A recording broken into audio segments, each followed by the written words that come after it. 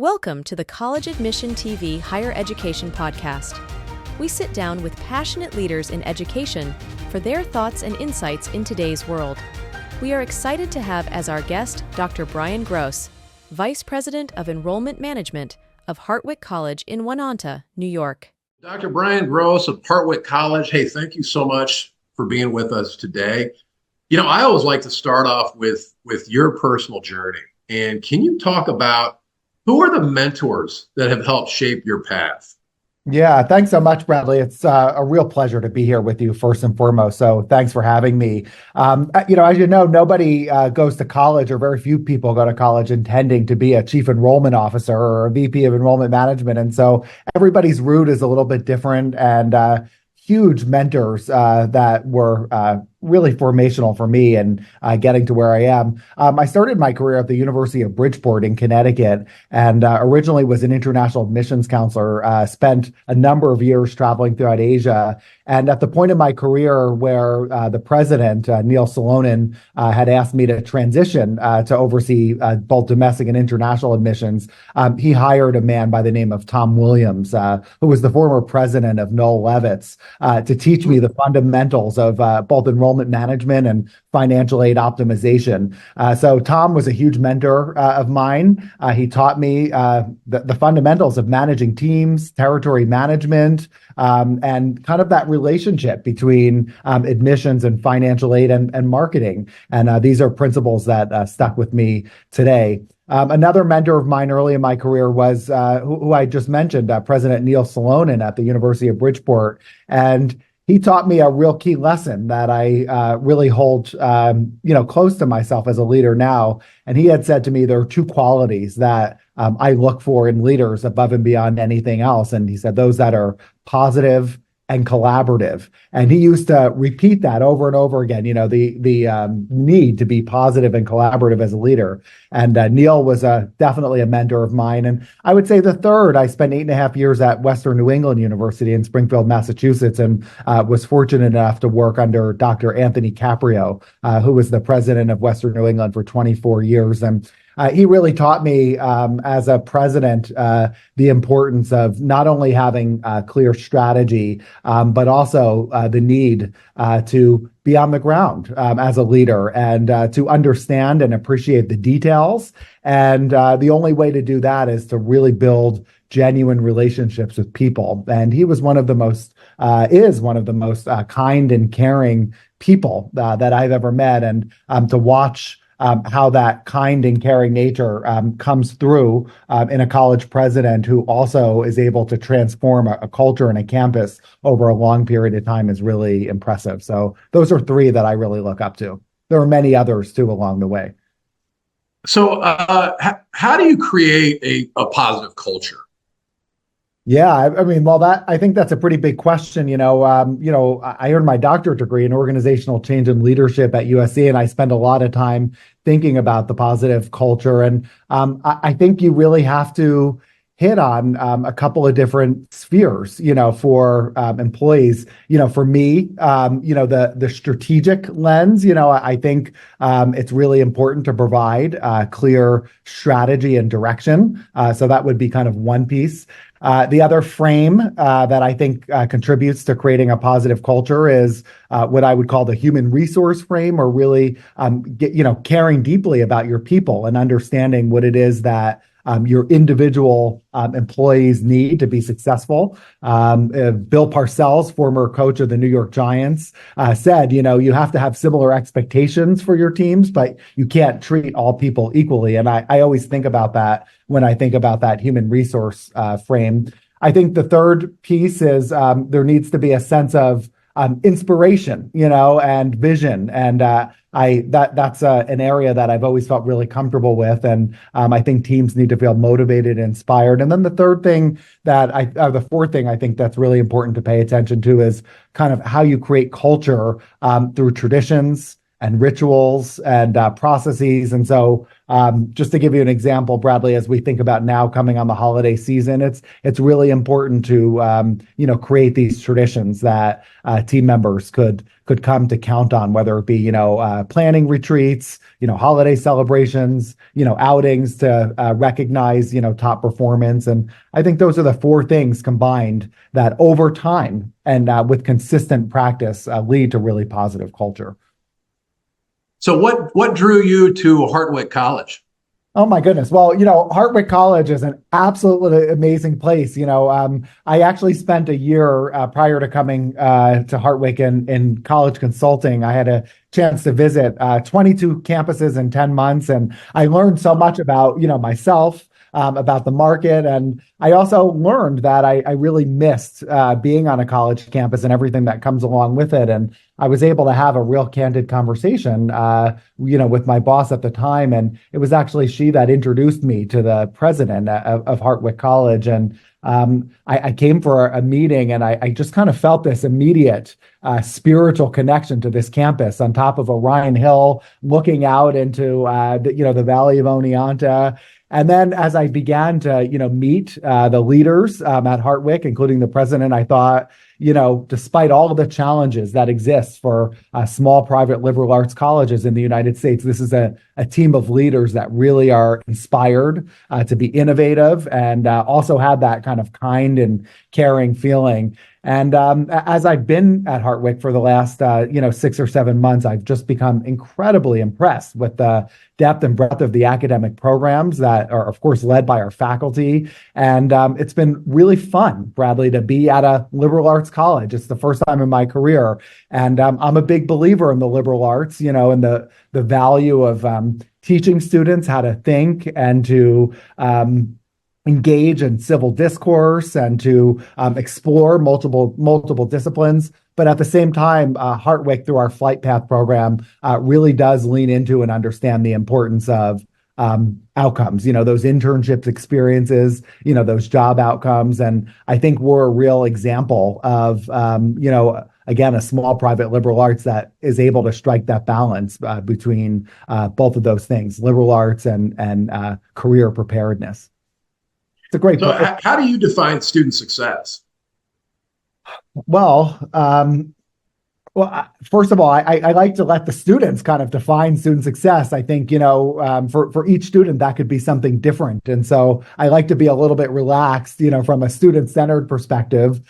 Each student and their family and influencers, have different goals and objectives here. And so I think on the micro level, there are different toll gates that I look at, throughout the student journey. And as students engage in those things, starting from, inquiring, attending an open house, then of course, matriculating and orientation, getting through their first year, there are all these small aspects that lead to student success. But, on a big picture as an enrollment manager, the ultimate success for me is when a student enrolls, graduates, within 4 years at the undergraduate level, graduates, has a job, and is a really caring and dedicated alum. And so from my perspective, that's student success. But I don't know, one could make it a lot simpler, and I could define student success as happiness too.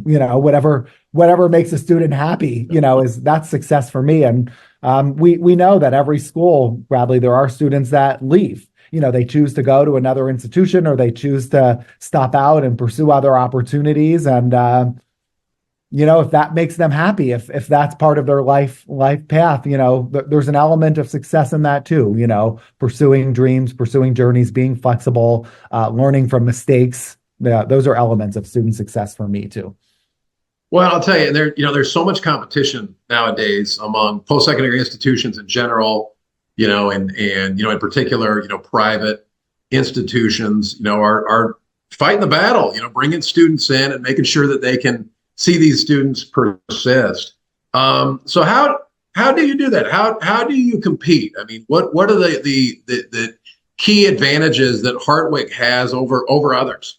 Yeah, well, funny when you think about, the competitive market, you have all these factors, right? Declining demographics. I don't subscribe to that as much. I look at the history of the United States and I know that we've had demographics, ups and downs. I think the change in consumer mindset is more considerable, when I think about the market, and the value of higher education has really been called into question. And then when I think of some of the results of that, you have these segments of the market now. You have your elite, Ivy League top 20s. They have historically always been in that top market position, and they remain. But there's been this really big shift in the last 30 or so years in our country where flagship institutions, where when I was growing up, were kind of seen as low cost, but perhaps mid to low value, have really transformed largely because of sports and the revenue that sports have generated. And now flagships around the country are seen as, high value, low cost. And, with the advent of social media and the ease to travel, some of these large flagships like, Penn State, my alma mater, are really dominating the market. And so for private schools like Hartwick, it's not good enough for us to just say, we offer close personal attention. So we do a couple things at Hartwick, to stand out in the market that have really led to our success. One of the big parts of our uniqueness is what we call the Hartwick Flight Path. And what the flight path does is it, first of all, surrounds each incoming student with a team of coaches, a career coach, a success coach, an academic advisor. And we know that the student journey is not linear. And so those coaches are reflexive, to respond to, each individual student and their needs. But then we do curate each year a foundational experience right from the beginning that gets the students thinking about, what's next for them, internships and jobs. So starting in year one, they start immediately thinking about career preparation. In year two, we're strongly encouraging students to take advantage of one of our J-term experiences. So we have a 3.5-week experience in January each year where we have over 30 faculty-led experiences around the globe where 2 or 3 sometimes faculty members are, again, curating a small group of students to explore interdisciplinary research or, take on projects that really challenge the students to think differently. Our junior year is really focused on more intense career exploration. So we have these career overnight programs where in Boston, New York City, or Washington, D.C., again, faculty are going for a long weekend and students are actually meeting with some industry experts. And then senior year, before we go, we have a pretty foundational capstone experience where students have a chance to reflect across majors and disciplines and really get feedback on, whether their path forward is one that where they want to go. So I think the flight path is a huge part of what we do. And I think giving students options. We have computer science, we have game development, we have cybersecurity, we have nursing, but then we have, some of the most incredible, arts programs, hand-blown glass, craft food and beverage, food science. And so the creativity that happens here on our campus is pretty outstanding. Well, and I'll tell you, I oftentimes hear whenever I talk about diversity and inclusion, it really speaks to flight path and making sure that students and staff feel like they belong. So whenever I'm talking about whether it be diversity, inclusion, or again, just making sure that, hey, you're not going alone. You don't have to do this alone. And we really want to engage and make sure that you're doing this, with somebody else or with a team, right? So you really do feel like you belong. So can you talk about, how does Hartwick really kind of embrace that philosophy? Because I'd imagine as an institution of around 1,200 students, you get to know everybody, I would imagine.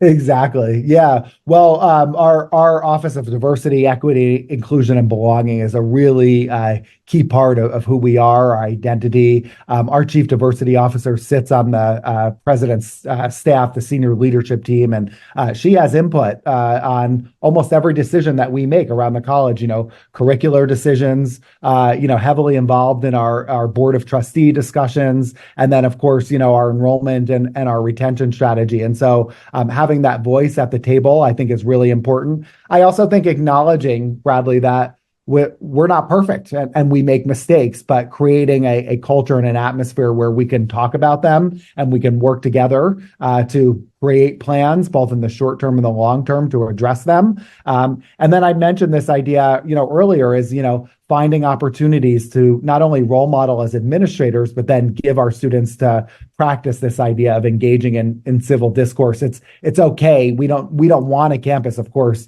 that all come from the same background or have the same opinion. So how do we curate both formally and informally opportunities for our students to learn from differing opinions? I think that happens all the time, both inside and outside the classroom here. And our faculty members really lead in that effort also. Well, absolutely. And when you look at the makeup of your students and the diversity you have, where are you finding your students and how big do you want to get? Yeah, that's a great question. We're obviously regional. We're drawing a lot of our students right from here in upstate New York. Last year, we implemented a program called the Heartland Promise Program. It's 9 counties surrounding Hartwick College. And we're essentially, from a tuition perspective, knowing how price sensitive the market are, matching the tuition costs of the SUNY university centers. That's been tremendously popular and allowed us to grow our enrollment right here in our primary market. But we have a really great pipeline of students from Long Island, New York. We receive students from New Jersey and Massachusetts, Connecticut, Vermont, Maine, New Hampshire, and we have our eyes to slowly expand, beyond, just the Northeast region. And then you would be surprised, but globally, we have a pretty terrific footprint, welcoming students, from Nepal, from Zimbabwe, from India, really from around the globe, Vietnam, Indonesia, Malaysia. So we do have a diverse group of students, both as degree seekers, and then also through our Northeast Experience program. We just had about 25 students on campus for a semester from Japan. We're planning to welcome another 15 students this summer from Germany. So we definitely have an international contingent on campus as well. Well, and can you talk a little bit about the career path, because there's jobs today that aren't going to exist, certain jobs today that aren't going to exist 5 or 10 years. And then on the flip side, you're going to see jobs 10 years from now that don't even exist today. So, how do you make sure that students are, I've heard the words career ready, but I've also heard future ready.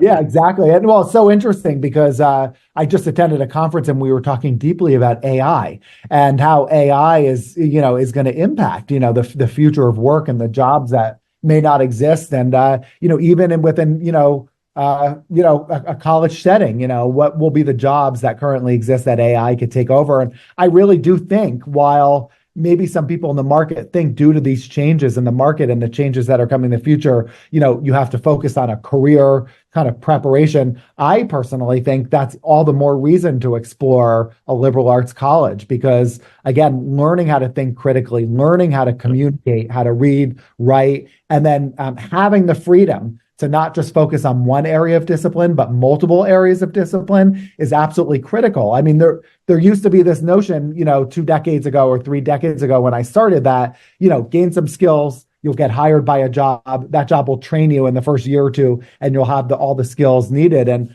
I don't think that's the case anymore. I think, jobs more and more are expecting, students to have multiple sets of skills, not just in one area, but in multiple areas. And that's something that we can definitely offer. The other piece is these connections, both locally and, more regionally with companies and corporations, and making sure that we provide students those, those internships and externships. So, for instance, in our nursing program, not only do we have clinicals here in the Oneonta region, but we have connections with hospitals in Syracuse and in Albany. And then we put our money where our mouth is. We have an extensive bus shuttle system where we're actually we're driving our students around so they can be getting this diverse experience to help them be career ready.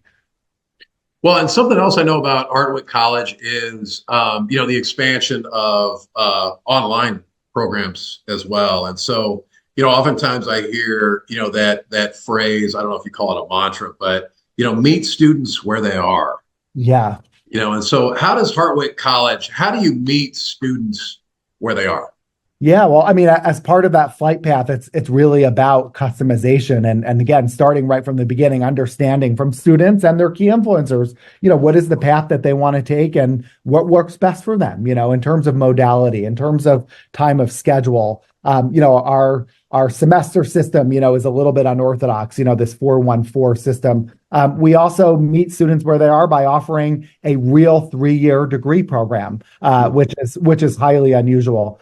We meet some students where they are by giving them different types of living options. To be frank, we have a Pine Lake environmental campus about 10 miles from our campus here, and it just offers a completely different type of experience. A beautiful lakeside setting that you can fish on, beautiful cabins surrounding the lake, environmental classrooms. And, we have students actually of all ages through their undergraduate experience who are just living a different type of independent lifestyle. And that also kind of meets them where they are.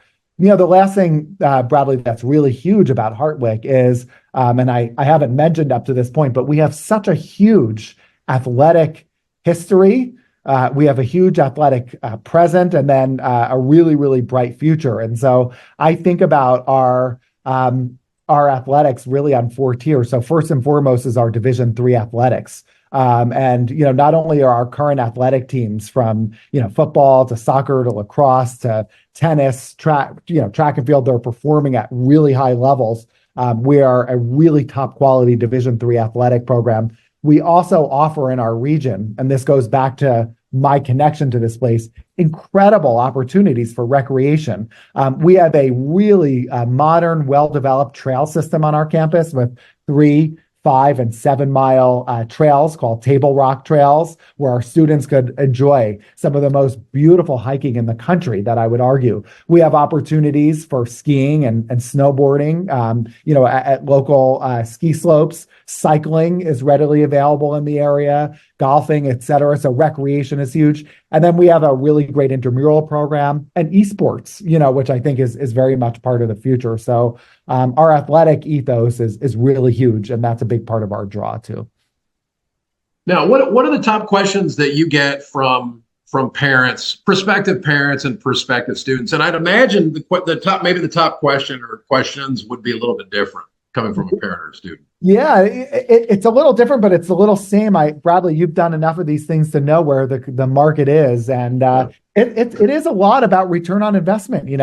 Parents and families, they want to know about what are the career resources. For sure, what's the network? We call our career network the Netwick. Our 45,000 plus alum are heavily involved throughout our students' experience. So that becomes kind of an easy sell. Students want to know, and families too, while we're in liberal arts, what are you going to do to prepare us for a job? They want to know hard facts, average salary. And then, I read emails every day, as this year is a little different. We haven't been able to send financial aid packages out quite yet, but we're already getting questions even before those financial aid packages have gone out about bottom line net cost. And I just read an email today from a mother who said, while cost isn't going to be the only thing that we factor, she made a joke and said it's certainly going to be, the largest factor, that's going to help us determine. And I think today's student and family, they're a lot more savvy when it comes to understanding the difference between sticker price and net cost. And, they want to get to business. So where do you see Hartwick College in 5 years or even 10 years? Yeah, well, we do want to grow. So, you had talked about that idea of, we're about 1,100 students and, and looking at our resident capacity and our classroom capacity and where the market is headed, we would like to grow a bit. Our ideal place in 5 years, we'd like to be at about 1,400 students. And we put some intentionality behind how we're going to get there. We have 5 new majors that we launched this year in game development, cybersecurity, digital marketing, and so on. So that's been really exciting. We have a sport management and public health new major that we brought to the table. We also have a new softball team that is just going to be starting off for fall 2024. And we're exploring a number of new programs and opportunities to help us achieve that growth. We also have some intentional internationalization strategies in place I had mentioned earlier. So we feel being strategic, having a clear plan on how we want to position ourselves, but of course, staying true to our liberal arts background and nature, and just being slightly larger, and slightly more dynamic and nimble will be where we'll be in 5 years. Well, Dr. Bryan Gross, hey, thank you so much for your time today. We really appreciate your thought leadership. Yeah, it's my pleasure. It's been great to talk to you, and hope that I get to talk to you again soon. Absolutely.